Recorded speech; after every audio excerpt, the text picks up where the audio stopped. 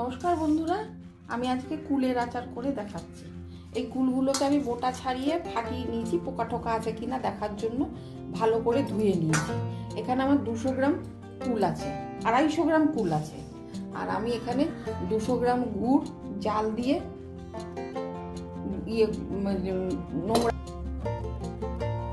আখের গুড়, এই নোংরাগুলো পরিষ্কার করে নিয়েছি জাল দিয়ে, এই যে পাতলা।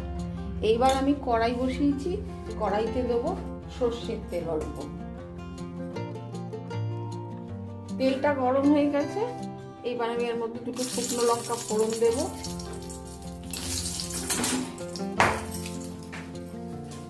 এবার এই কুলগুলো দিয়ে দেবো।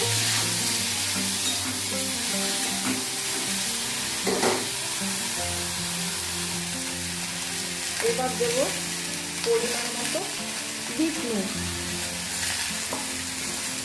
আর দেবো একটু হলুদ। এবার নেড়ে চেড়ে এর মধ্যে একটু জল দিয়ে ঢাকা দিয়ে দেবো যাতে সিদ্ধ হয়ে যায়। এইবারে কুলটা সিদ্ধ হতে হতে এখানে আমি একটা মশলা তৈরি করে নেব। এটা হচ্ছে 2টো শুকনো লঙ্কা নিয়েছি আর 5 ফোড়ন নিয়েছি। এবার এটাকে আমি অল্প ভেজে নেব, ভেজে গুঁড়ো করে নেব। এই যে কুলগুলো এবার সিদ্ধ হয়ে গেছে, এবার আমি এতে এই গুড়টা দিয়ে দেব। সিদ্ধ না হলে কিন্তু দেবেন না, তাহলে কিন্তু সিদ্ধ হয়ে যাবে।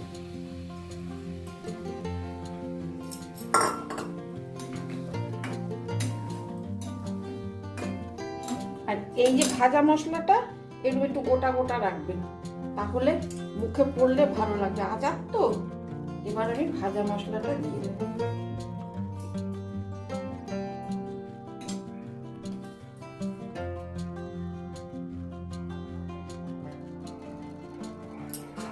এই যে এটা আর একটু টানবে, তারপর আমি নামিয়ে নেব।